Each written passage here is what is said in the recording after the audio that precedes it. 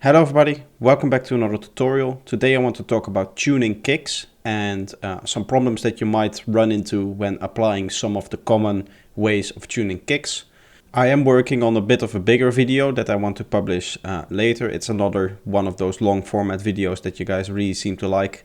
This time we're going to talk about distortion, saturation, overdrive, fuzz, boost, all those terms, clipping, non-linearity. So all of those terms I want to explore that whole area of like mixing and talk about all the different aspects of distortion, saturation, everything like that. So that's coming up, but in the meanwhile I just wanted to quickly get a video out for you guys to enjoy. So this tutorial is going to be about that, about tuning kicks and some of the common pitfalls that you find yourself in. Hey guys, I just wanted to quickly say, if you want to support this channel, go to my Spotify or Apple Music. There you can follow me and add some of my songs to your daily listening playlist. Thank you very much. Let's get back into the video. So here is the project, and this is a project that I often do where I'm just kind of recreating some kicks or experimenting with some of the different mixing formats in kicks. One of the things that I've been doing here is kind of recreating kicks from tracks that I like. So here we have Deep Jungle Walk, we have Full Throttle remix, the remix by GMS that is. So I am kind of not really recreating the kicks perfectly. So for example, the first one you can see the tail is completely different. But what I'm doing is I'm taking some of the aspects of the kick that I like. For this first one, I really like the spectrum of the kick. I really like how it sits in the mix. And I decided to apply that to a kick of my own, to a kick that either I have as a sample. In this case, both they are samples, or sometimes I'll synthesize it. I am not very good at synthesizing kicks because I don't really have a dedicated plugin. If you want to really get into kick synthesis, you would need a dedicated plugin. And something like Kick 2 or Bassism, those are the two most common ones. And in that case, what you usually have is that you can tune it right within the plugin. But for kicks that are samples, you often have to resort to different techniques of tuning the kick. So here they've provided a key for us. But the first thing that you want to do usually is to find the key of the kick. And to do that, the way I do that, so I load up a spectrum here. I've made a preset called Detailed, which you can just see the settings for. These are the settings that I used. One of the things to keep in mind is the range. You want to make sure that you have a workable range so that you can see all the frequencies, but not get too much information or too big of a range to work with. And what you want to look for is kind of the hump of the sub, which is going to be this tail part of the kick. So the kick, how it works is that you have this pitch down sine wave coming down, and at some point it's going to find a stable frequency that is going to do a few oscillations at. So here you can see all of these last oscillations are pretty much of the same length. So you can see here they're faster and faster, and here they become very, very fast. And then as they become lower, they kind of stay towards the same pitch, or they drift a little bit, but usually they stay around the same frequency range. And that shows up as a nice hump on the spectrum analyzer. So if we look at it and just play it, we can see here we have this hump, which at this point is sitting at A0, or 56.5 Hertz. Which is the key that I wanted in. And the way I've achieved that in this case is using a frequency shifter. So here we have the normal frequency shifter, and this is really where I wanted to talk about the pitfall that you often run into when using frequency shifters. So it is a very common trick to use a frequency shifter. The reason and the underlying thought behind that is that because of the way that the spectrum works and because of the way tuning works, we don't really want to ruin the transient by tuning. So let's say we want to take this kick and without any frequency shifter, just tune it up a bit. What you can do is say, set it up to semitones. That's going to take the kick and just play it a little bit faster, therefore tuning it differently. Well, what that does is that it speeds up everything equally. So these are maybe tuned up by a few hertz, but the higher oscillations are tuned up a lot more, and you will really hear that when we just listen to the transient. So I'm going to turn off the head transient that we have and just listen to the transient of this kick here.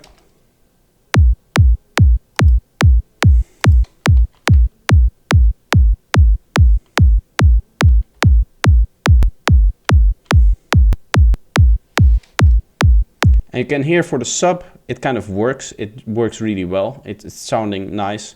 But for the transient, you can really hear that that noise that's in the transient is kind of shifting into unnatural frequencies where it's not really sounding like it belongs. So to minimize that, the other approach is to use a frequency shifter, because it takes all the frequencies and shifts them equally. So when you're listening to this part, the sub part is going to be shifted up maybe to a new key, but whereas the equivalent like higher harmonics are going to be just slightly shifted off their key as opposed to a whole new key or up very far, right? So listening to that, here we have a normal frequency shifter. And if we use the normal Ableton one, you might hear some kind of a problem here. So let's listen.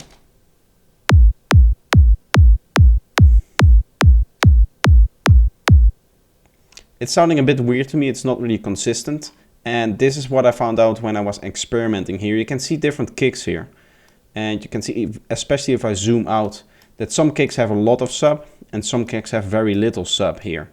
And you can see they all have kind of different tails, different ways that they kind of look. So this is something that happens because of the frequency shifter. If we actually render this out, we should be able to see different kind of tails depending on the time the sample is played.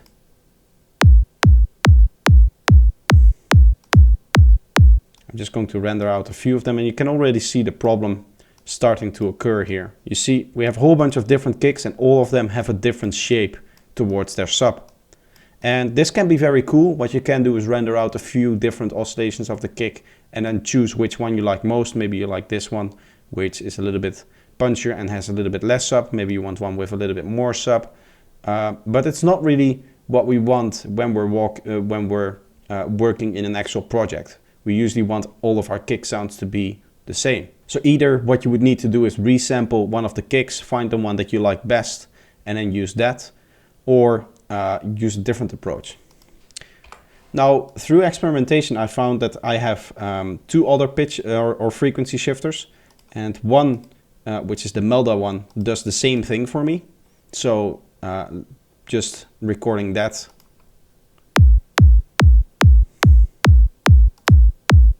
Let's record a few here.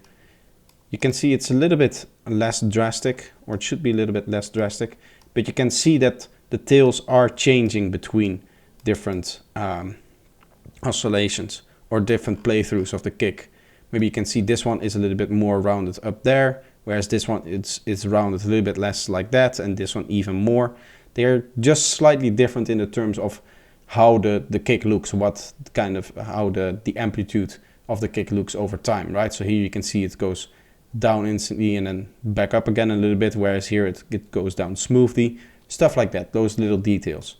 But for something like a kick drum, which is a very prominent part of your track, this is going to really add up over the whole track. It's going to maybe result in some weird different clashes between the kick and the bass and stuff like that. And I know that a lot of people use frequency shifters to tune your kick, and I certainly do. So this is something that you need to pay attention to. Another thing is, if we look at this kick here, and let's say we take some of this silence that's below here and we raise the volume, you can see there's not really much there.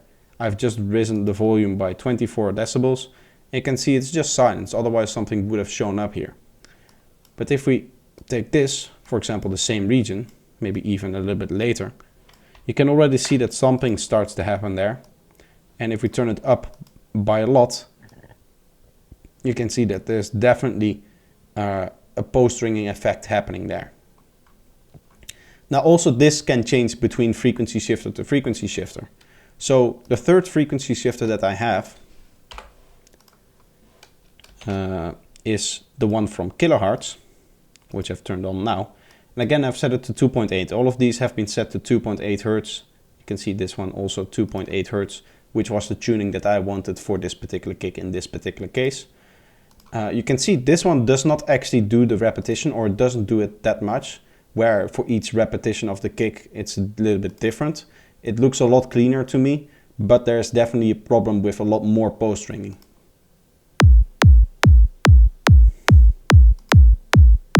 I'll just record whole bunch. And you can already see, just looking at the waveform here, that there's post-stringing up until the end of the kick, right? I don't even have to like amplify the volume of it. So we can see here, you can already see in the waveform that the kick is just really ringing out here, but I'll just up it for you to see.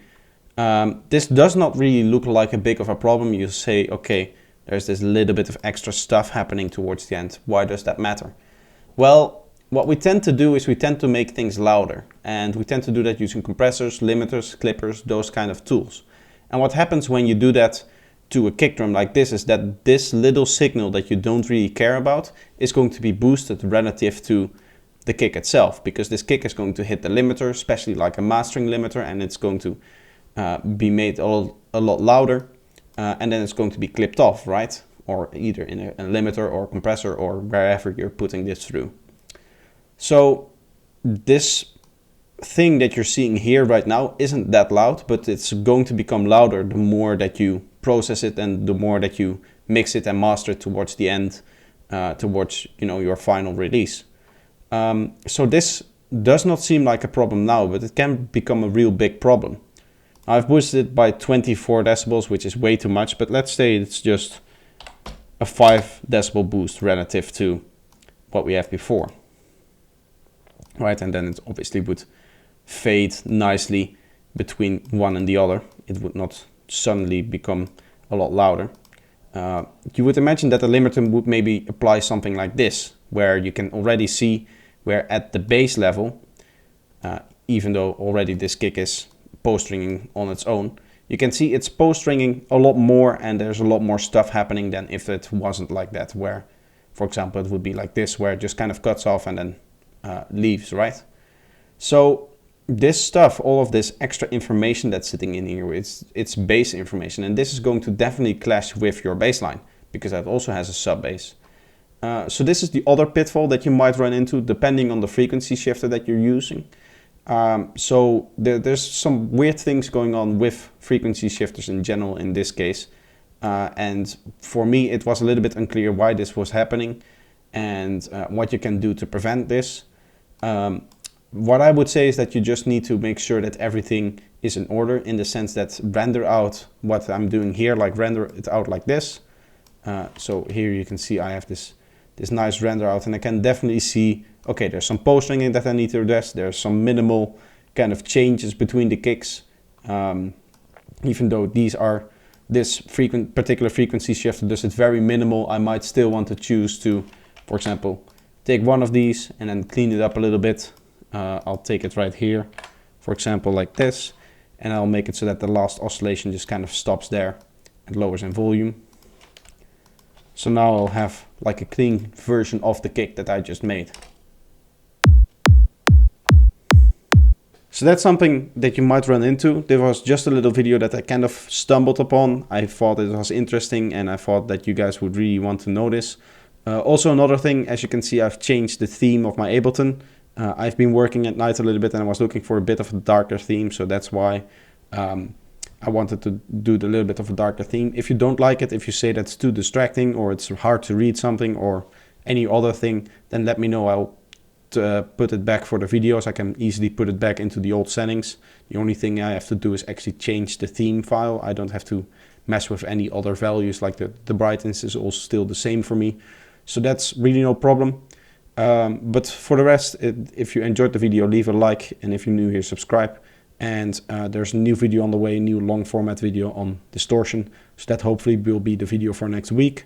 Other than that, I want to do a walkthrough of my project for the Radiation remix. If you're interested in that and have any questions about that particular project, let me know, and I'll be able to answer them in the actual video. So leave a comment if you're interested in that. And also, again, for that, if you're new here, subscribe, because that's a video that's coming very, very soon. But yeah, that's going to be the video for today. I hope you enjoyed, and I hope to see you next time. Bye bye.